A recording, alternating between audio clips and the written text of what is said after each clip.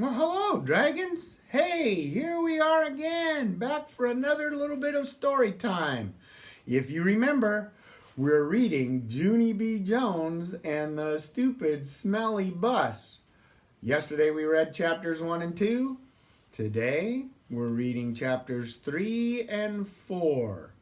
Here's chapter 3, The Stupid Smelly Bus. The bus wasn't like my daddy's car at all. It was very big inside, and the seats didn't have any cloth on them.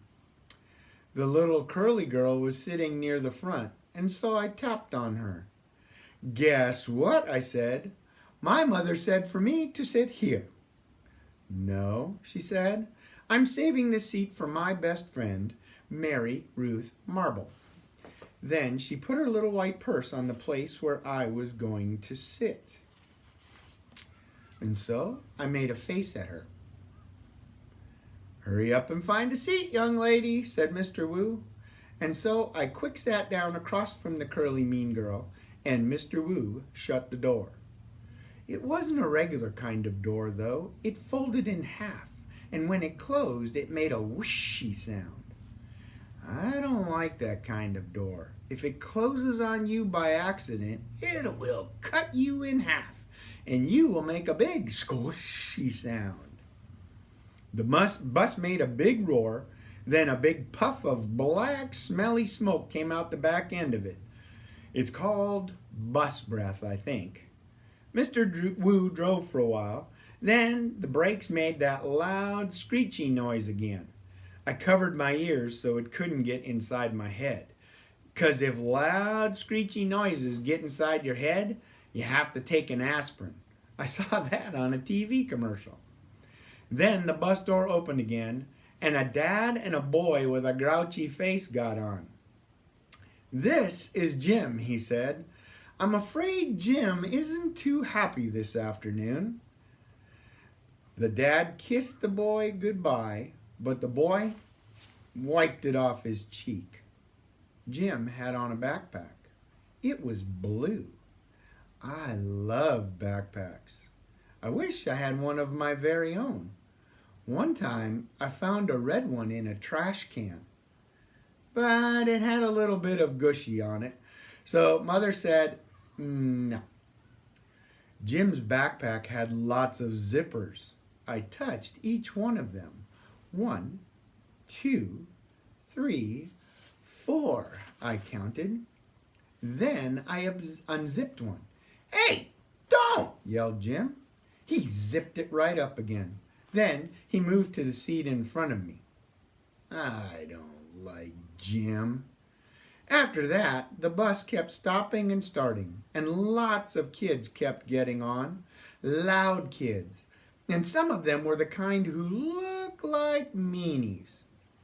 Then the bus began getting very noisy and hot inside, and the sun kept shining down on me and my fuzzy, hot sweater. And here's one other hot thing. I couldn't roll down my window because it doesn't have a handle. And so I just kept on getting hotter and hotter. And it smelled in the bus too. The bus smelled like an egg salad sandwich. "I want to get off of here," I said right out loud, but nobody heard me. "I don't like it in this stupid smelly bus." Then my eyes got a little bit wet. I wasn't crying though, 'cause I'm not a baby, that's why. After that, my nose started running. Only the bus didn't have a glove compartment, which is where you keep the travel tissues, of course. And so I had to wipe my nose on my fuzzy pink sweater sleeve. Then I stayed on the bus for about an hour or 3, until finally I saw a flagpole and a playground. That meant we were at kindergarten. Then Mr. Wu drove the bus into the parking lot and stopped. I jumped up very fast because all I wanted to do was get off that stupid smelly thing. Only guess what? That Jim pushed right in front of me, and the curly mean girl did too, and then people started squishing me real tight, and so I pushed them away, and they pushed me right back. Whoa, they are not practicing SOAR expectations at this school. Stop it, I yelled. Then Mr. Wu hollered, hey, hey, hey, and he picked me up and he helped me off the bus. And you know what? There was a big footprint on my skirt that looks like velvet. Mrs. was waiting for me just like my mother said. Hi, I'm glad to see you, she called. Then I ran over to her and I showed her the big footprint on my skirt that looks like velvet. Yeah, only look what happened. I got stepped on, and so now I'm soiled. Mrs. brushed it off. Don't worry, Junie, she said. It'll come off. After that, I just folded my arms and made a frown. You know why? 'Cause she forgot the B. Chapter 4, me and Lucille and some other kids.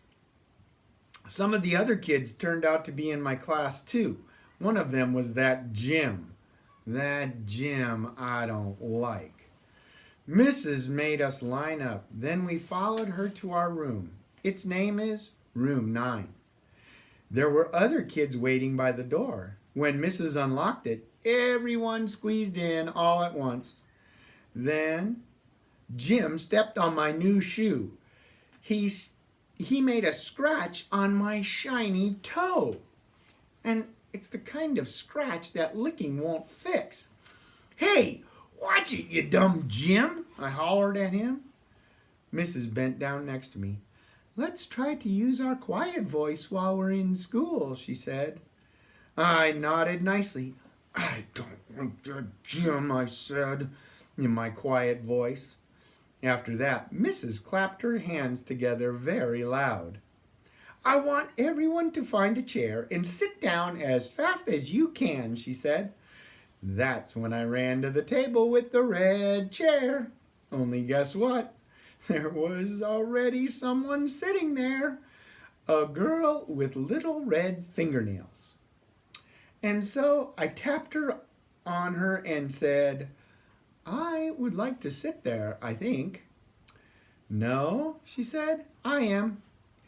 Yeah, only I already picked that chair out, I told her. Ask my mother if you don't believe me. But the girl shook her head no. And then Mrs. clapped her loud hands again and said, please find a seat. And so then I had to quick sit down in a goofy yellow chair. The same goofy color as that stupid yellow bus. After that, Mrs. walked to a big closet in the back of the room. It's called the supply closet. She got out boxes of new pointy crayons and some white circles. Then she passed them out and we had to print our names on the circles and pin them to our fronts. It was our first work. If you need help spelling your name, raise your hand, said Mrs. I raised my hand. I don't need help, I told her. Grandma Miller says I print beautifully. I used red, but then a mistake happened. I made my Junie too big, and there wasn't any room left for my B.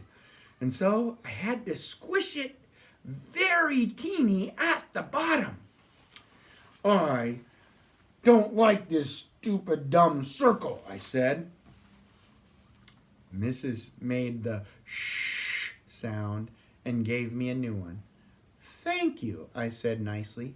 Grandma Miller says I print beautifully. The girl with the little red fingernails was faster than me. She showed me her circle and pointed to her letters. Lucille.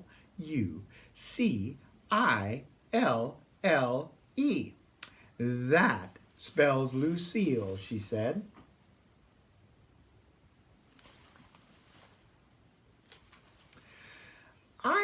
that name of Lucille, I said, 'cause guess why? Seals are my favorite animals, that's why. Then Mrs. passed out drawing paper, and we drew pictures of our family. Mrs. put a happy sticker on mine.